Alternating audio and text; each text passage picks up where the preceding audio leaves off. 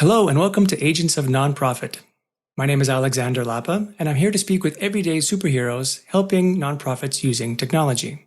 Today, joining me is Susan Kahan. Susan, welcome to the show. Hi, Alex. Great to be here. So for people who are hearing you for the very first time, could you share your superhero origin story? Tell me about, who you are and what you do.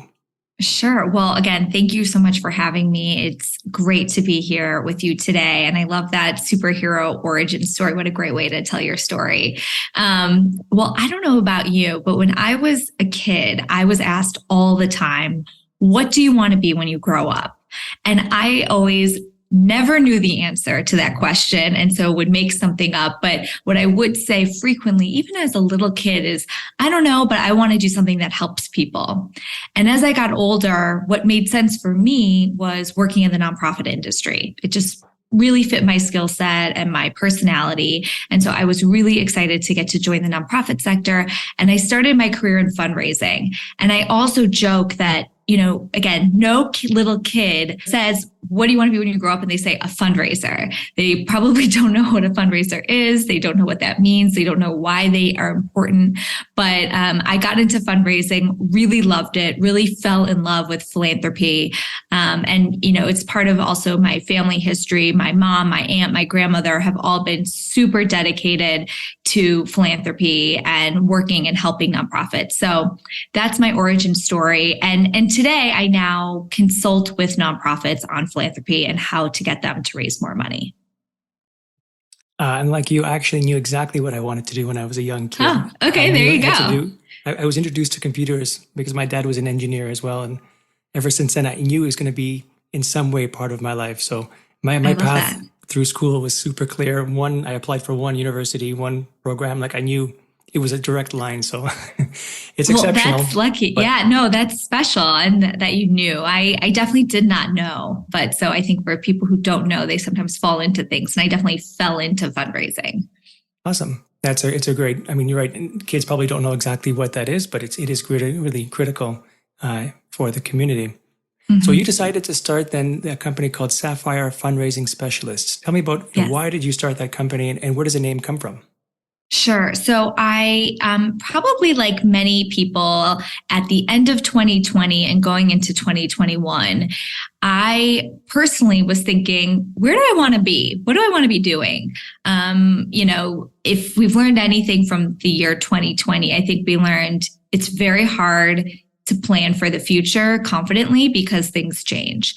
And there was a lot else we learned that year, but that for me was a very personal thing I learned. And so I decided I really was looking for an opportunity to help people across the nonprofit sector to shake up the fundraising world and to do my own thing. So I started my company, officially launched in May 2021, Sapphire Fundraising Specialists, to help nonprofits raise more money and get to know their donors better, because the donors are so important to ensuring the stability and the strength of a nonprofit.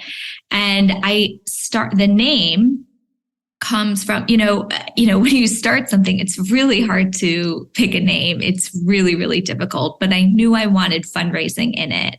I knew I wanted that somewhere. I wanted it to be very clear what I did. And Sapphire, I've always loved jewelry, and my birthstone is Sapphire. I was born in September. And so I like the S with my name. So it just sort of came to be. So Sapphire Fundraising Specialist is the name of my company. I love sapphires too. It's actually a really, really beautiful stone, more than diamonds, for example, which are more common than we actually know that they are. I think sapphires might even be more precious than diamonds. Yeah. And it's sort of, the other thing is that I wanted a name, or I like that it evokes a certain style, and I wanted that for my company, and it allowed for branding. So it just sort of fell in, everything on my website is that deep sapphire blue. So that it all just worked out. Awesome. So what main services do you provide then? Sure. So I do three main things. The first is I consult with nonprofits on fundraising. So that's usually a retainer or project-based work. We could talk about major gifts, plan giving, capital campaigns, donor stewardship. Oftentimes there's some sort of challenge that the organization is having, and they're looking for intensive work over several months. So it's the first option of working with me. The second is solicitation training. Solicitation training is super important for both staff and for board members and lay leaders at nonprofits, because even if you think you're a great fundraiser, you often aren't practicing. You sort of do it and you continue on with your day, but to have some real skills, some skill training and some practice, and to have some new ideas is a really great tool. So I love doing trainings, and I travel for those as well for different nonprofits. And then the final option, I will say for those two, usually those are for a bit larger nonprofits to work with me in a bigger capacity. But again, when you work with nonprofits, it's really important to be accessible to different types of nonprofits. So I found that coaching is a great opportunity to work with nonprofit leaders about fundraising, to help them become better fundraisers, to help think about fundraising in a different way. So we'll do some coaching sessions together. So those are the three options: consulting, training, or coaching. It sounds like the training is more for the staff and the coaching is more for the executive. Would you say that's true? Yeah, it could be all of the above. Coaching is also great for board members who they want to be helping their nonprofit, but they're not sure what to do. So, but yeah, executives, I think, really need, I know, I'm sure you've talked to other people on this podcast about, when you become the executive at a nonprofit, you don't have a lot of people to talk to really be vulnerable with or to bounce off ideas, because you're supposed to be the leader and you're supposed to know what to do. And so sometimes you actually need someone to talk to about things and to strategize with. So that's where coaching can be a super helpful way for leaders to become better at what they do in a safe space. I've noticed it's common where, you're right, executive directors would like to know not only what to do or advice to give, but also what other nonprofits are doing so that they can learn from their mistakes and not make the same mistake themselves. Yes, I think one challenge of the nonprofit industry, and I think it's getting better, but is that they don't collaborate and partner enough together. There's so many similarities. And I know that there are opportunities, and especially in local communities, where nonprofit executives come together at roundtables and talk about whether it's HR issues or how to deal with revenue, or how to talk through strategic planning. And those are just really helpful initiatives for these executive directors. But oftentimes they need to find the time to do it. And sometimes they want that one-on-one, and that's where coaching can be really helpful. Yeah, actually, I wonder why it's not as popular as it could be, because I think that you're right. Having that kind of community or an ability to share and collaborate can help everybody involved. So any ideas why you would think that they don't want to? Is it really just a matter of time, or is there some kind of secret, something they don't want to share with someone else? I think I don't know, but I would say my first guess would be time. Is that their nonprofit leaders are really, really busy and they don't have a lot of time. They're usually underpaid and overworked, and they're doing the best they can. And it's about, but I would also say, how do you prioritize your time? And do you need to be in every meeting? And do you need to be, in this marketing planning meeting? Let the communications team deal with that, and instead be with your peers and talk with them again at a higher level. And I think that that's sometimes one of the challenges with executive directors is maybe they were promoted from a lower level. They did something else first, and they're still in the weeds, and they need to be more at the strategy and vision level. And so how do we push them out of their comfort zone and get more into thinking big, how to take risks? So I think that is where the nonprofit sector needs to head.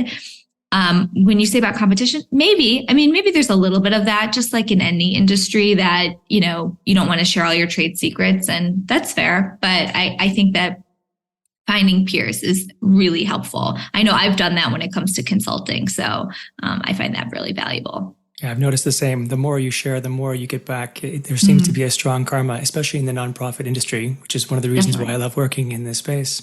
Yeah, definitely. I think also, it's an opportunity. Obviously, if the executive directors don't have or don't have the time, a large amount of time to share with other people, obviously that's an opportunity for people like you who are able to come in and give very strategic advice, very quickly, very precisely, and very personally as well. So there is a benefit to the lack of communication, if you will, for people like us who have the ability then to do this multiple times over and then give, like I said, very, very precise information based on what other nonprofits are doing or what recommendations you would give them.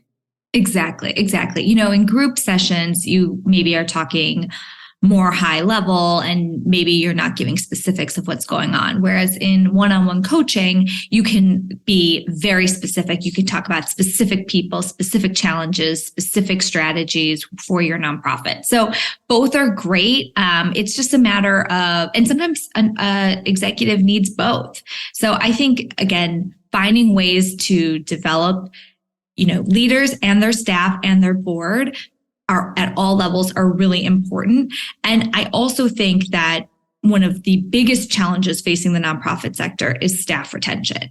And part of why staff leave is because they're unhappy, they don't feel developed, they don't feel supported. And a way to combat that is getting proper training, proper professional development, and proper outlets to continue to gain support and, again, learning. So I think that some of these strategies are not just about how to raise more money or how to become better leaders, but how do you keep your staff, keep your executive director from burning out, and keep your board members engaged with you. So I think that there's multiple outcomes when it comes to doing some of these tactics. It's actually a topic that interests me as well, because I know one of the very first nonprofits I ever worked with, the challenge that the ED had was keeping staff only because they were getting older. And it was difficult for them to attract new blood and a younger blood who had maybe more tech experience, who were able to be motivated by the work that they were doing. There was some kind of challenge or block that they had, at least in that one particular community. Have you seen anything like that as well? Like the idea of attracting new blood, young blood? Yeah, I think, again, this is the past couple of years have shown that people have moved jobs. They've wanted different things. They want more flexibility. There's all this talk about Gen Z entering the workforce and, look, the same talk happened when millennials entered and Gen X and every generation that this sort of happens. Well, how do we get in the new talent and how do we keep them? And, they want stuff that we aren't able to offer. But I think, again, it's just being able to modernize in certain ways, being able to accommodate different needs, being inclusive, looking for diverse talent, diverse skill sets, and knowing that, I think one of the challenges nonprofits have, and when it comes to hiring, is you can't hire someone until someone else leaves. So it can be really hard to bring in new people unless there's a specific opening, because the budget doesn't just allow for bringing on new talent because we want to grow. So it's, again, thinking about priorities, but bringing on new talent. I think it's showing that you can be flexible with your staff. I think it's talking about that you can continue to learn and get new challenges and new responsibilities. I think those are things that staff really look for. But I think it's definitely something over the next couple of years, we're going to continue to see a change in the workforce.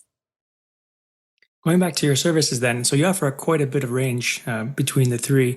Are there any, for a nonprofit to engage with your services, is there any particular criteria that they need to meet in order to really benefit from it? Like, is there a certain revenue budget they have to accomplish or hit? And there's a certain readiness, a change readiness that they need to have before they start working with you? Like, what are the criteria, basically, does a nonprofit need to have to really benefit from your services?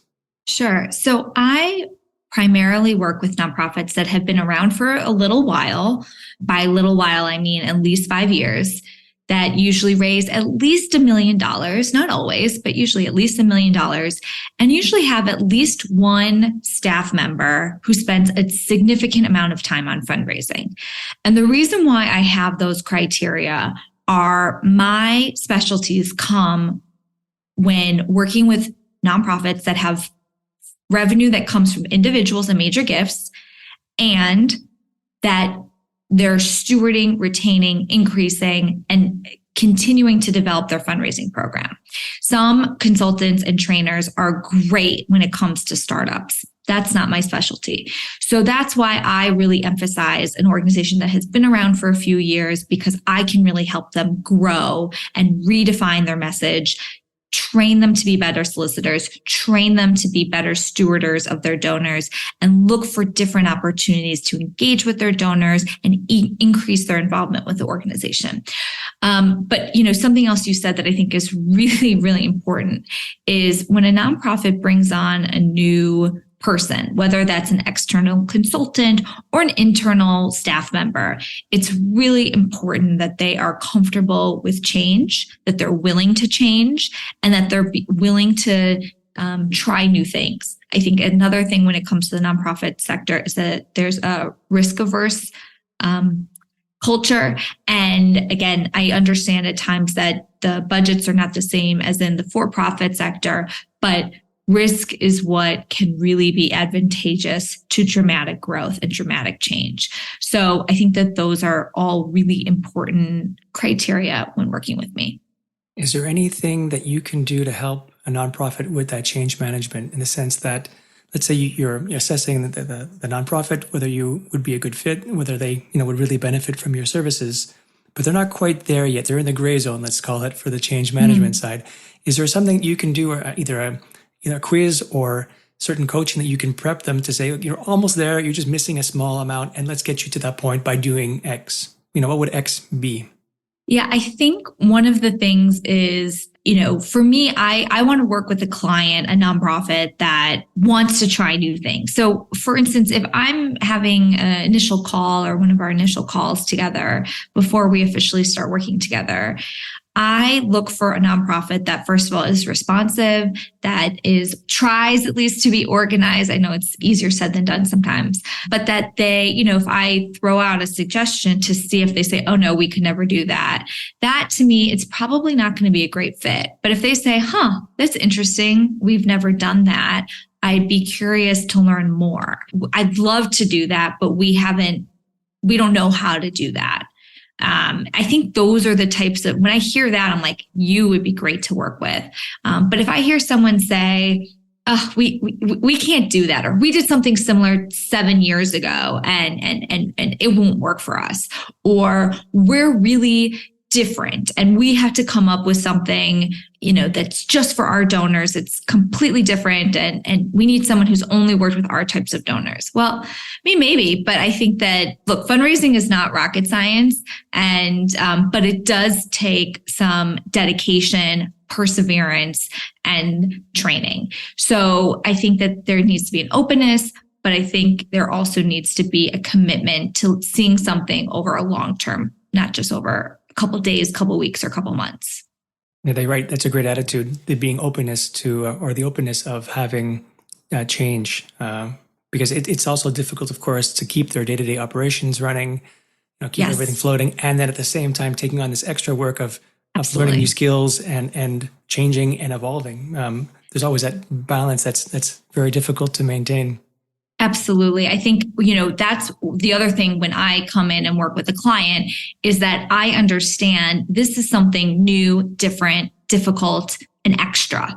And I need them I don't want to give suggestions to them that aren't possible. So I think that's the other thing is, if I say, well, would you ever do strategy, or do you have time to work with donors in this way, or whatever it is? They say, I would love to do that, but I just don't know how to do that, when to do that. And it's like, okay, let's change the strategy. That's why you're hiring someone like me, is that my job is to figure out how to implement strategies that are workable, that are actionable, and that make sense for you and your organization today. We all wish we had twice the size of a budget, twice the size of staff. We all wish we had that. But you have to focus on, well, what does your CRM allow you to do? Which I know we're going to talk about in a little bit. If I'm saying, oh, you should be able to do all these great reports and tag people in this way, But they're like, well, our CRM doesn't allow for that. I'm like, okay, new tactic. You've got to go with what you have, because I'm not here to say you've got to work with me and you need to add on these different softwares and you need to be on to add on 3 staff. I mean, maybe those are long-term ideas, but you've got to focus first on, well, what can you do right now?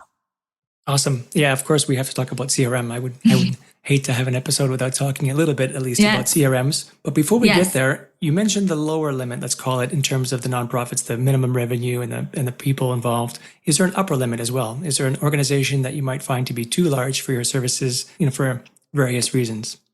I don't know if that is the case. I have worked with a program at a very prominent university.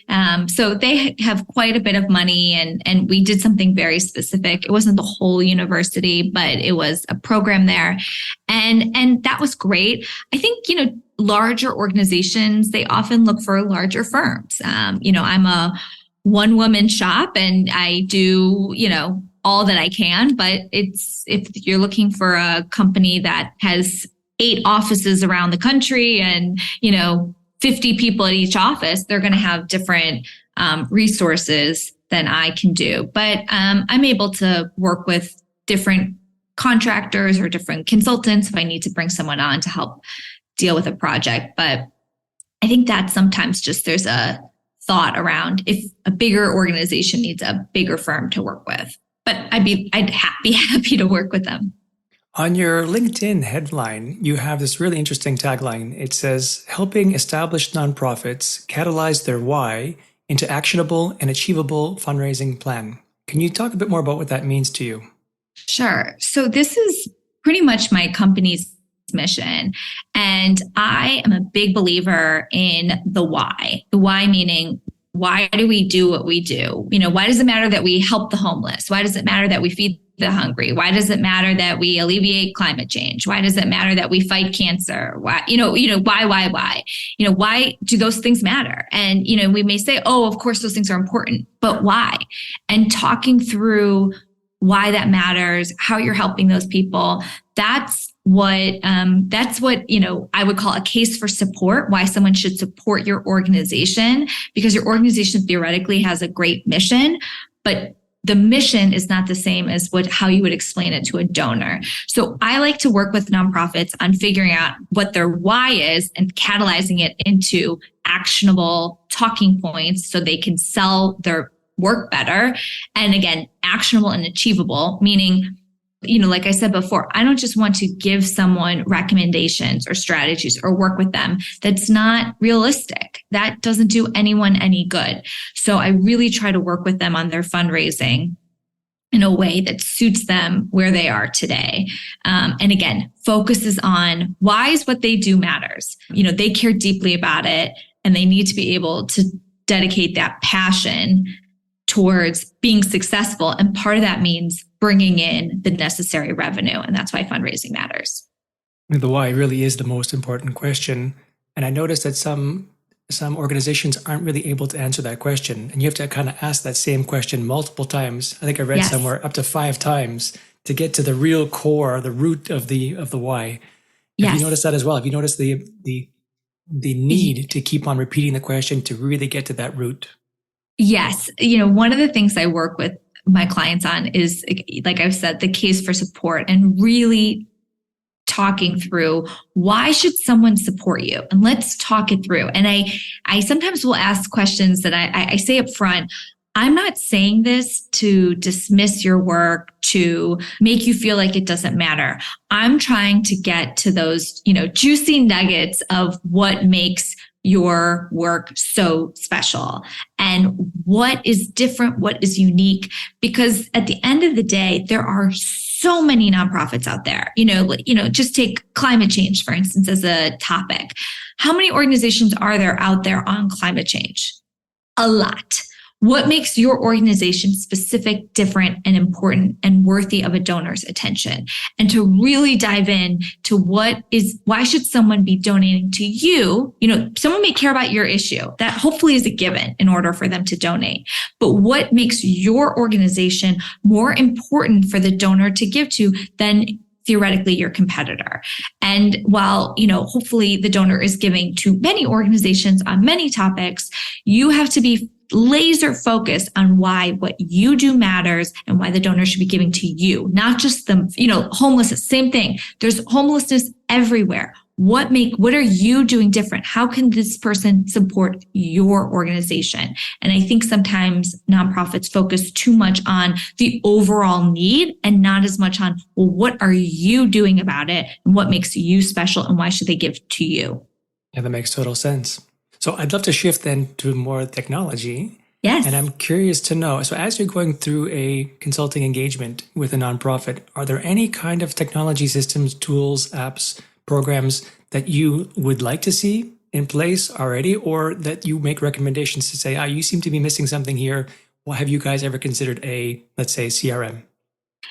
Yes, I always think I love CRMs. I think CRMs are exciting, important, a way to stay organized. I don't recommend specific CRMs. I can be helpful but partially because I'm not a technology expert. I'm not a CRM expert, but I do have quite a bit of knowledge about what one should be looking for when thinking about a CRM. So I can help them in that process.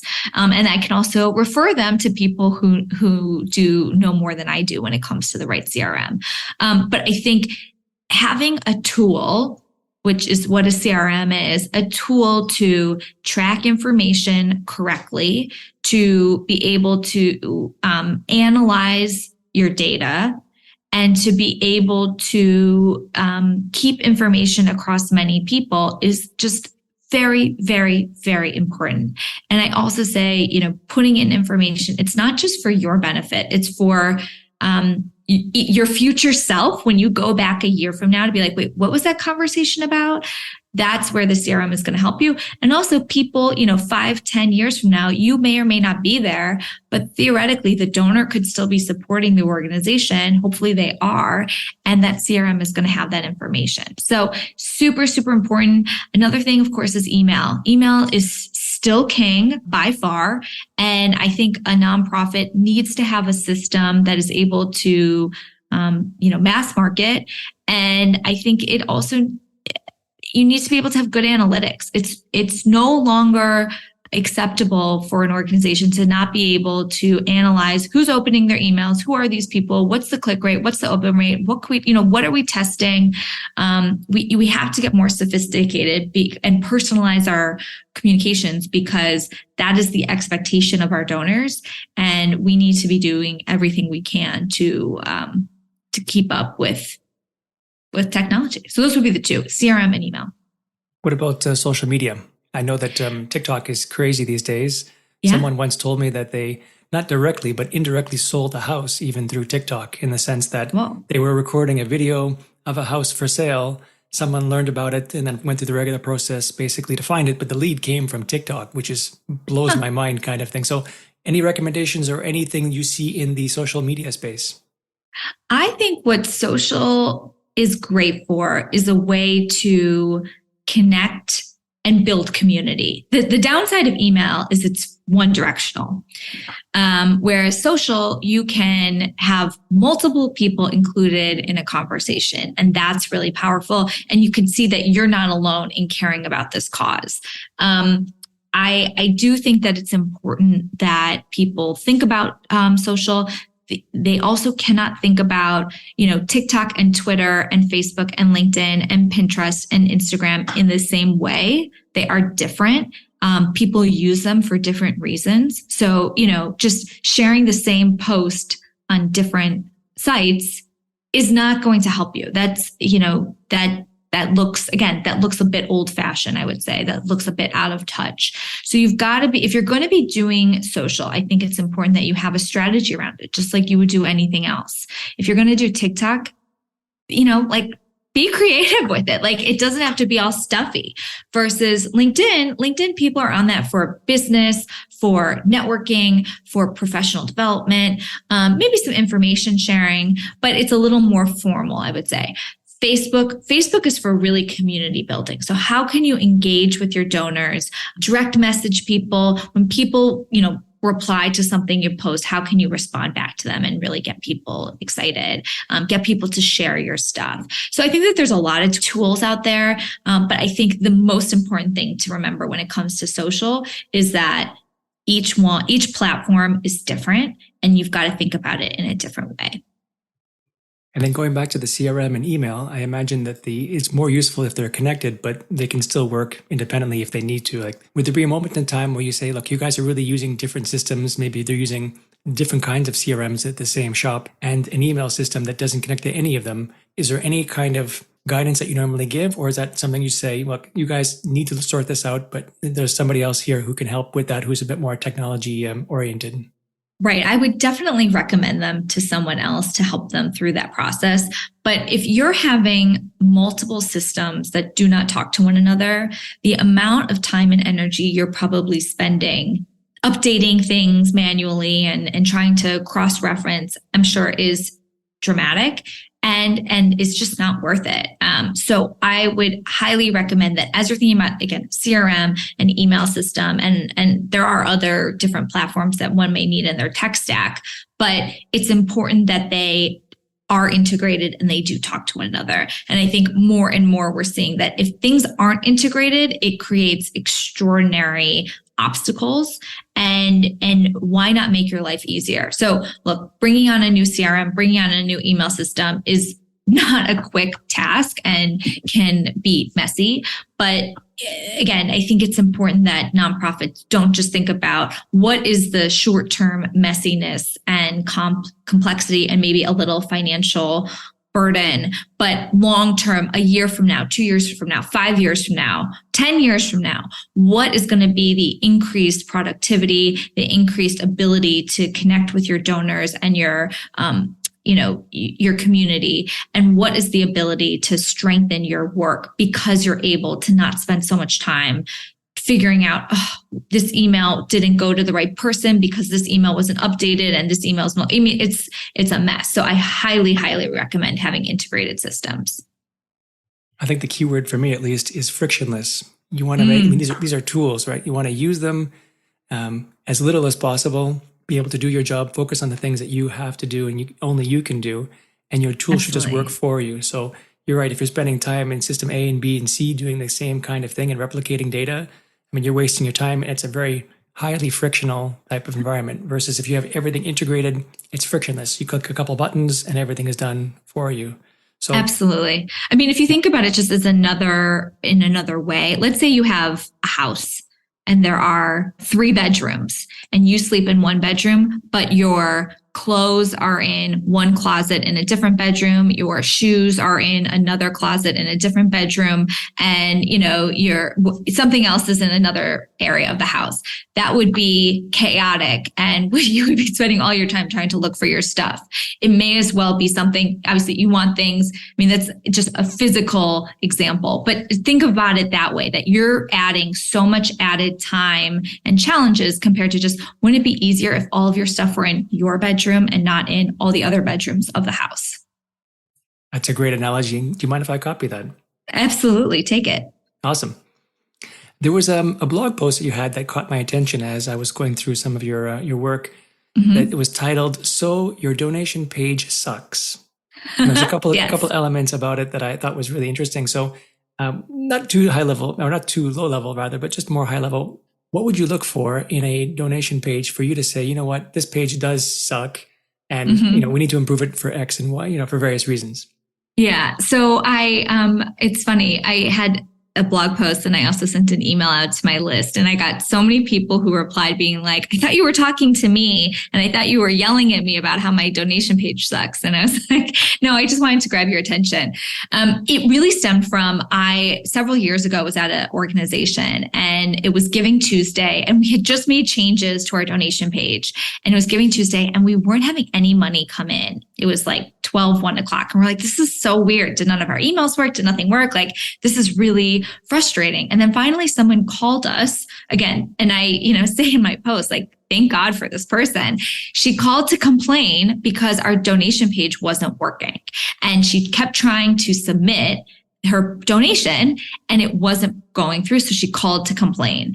So, do I talk about this? It's that we had done all this work, but no one had tested to make sure that the page was operational. Yikes. So the most important thing I could say is every single time you make a change, and this is the same thing for email, or in a CRM too, if you make some sort of systematic change, and Alex, you obviously know a lot more about making these types of changes, but when you make a change to a piece of technology, test it, then test it again, then test it again. So for a donation page, test it with a real credit card and make sure that the money goes through, that your card is charged, because sometimes not every button is connected to, each lever is connected and it doesn't work. And then you're on Giving Tuesday and you've missed out on all these opportunities. So the most important thing when it comes to making sure a donation page is good is making sure it works. That's the first thing. The second thing is making it as simple as possible for the donor to give. Anything that's difficult, they're going to walk away. So in my example, how many people were just so annoyed and frustrated with our system that they just didn't give? And we'll, of course, never know who those people are. But so how much money did we lose? So because there was some sort of, like you said before, friction. And then again, the capturing contact information. So making sure that you have their phone, their email, their mailing address, even though most people don't send a lot of mail, you need it. You still need it. It's important to help, again, also for analytics and understanding who your donors are. But yeah, those would be the main things. Yeah, the more fields you have on the donation page, the least or more likely they're not going to complete all of them, especially if all of them are kind of required in terms of, yeah. And for credit card, just a couple of notes about that, just to help out, is there are ways to test it with in a test mode, so that you can put in a fake credit card just to see if the mechanism works. And then, of course, to your point, yes, you definitely want to do at least one real transaction with a real credit card, even if it's just for $1, to make sure that the whole thing goes through. Right. And you can also, refund yourself. I mean, there are different things you can do, but to make sure that, again, your credit card is actually charged. And that's just something, again, because another thing I'll also say that nonprofits often don't check or realize is that when someone makes a donation and by using their credit card, how it shows up on their credit card statement may be something very different or confusing. And I'm not the person, maybe Alex, but how to change what that shows up on the credit card statement, but at least knowing, so that when someone calls later to say, what is this? You could say, oh, it's your donation from, the state.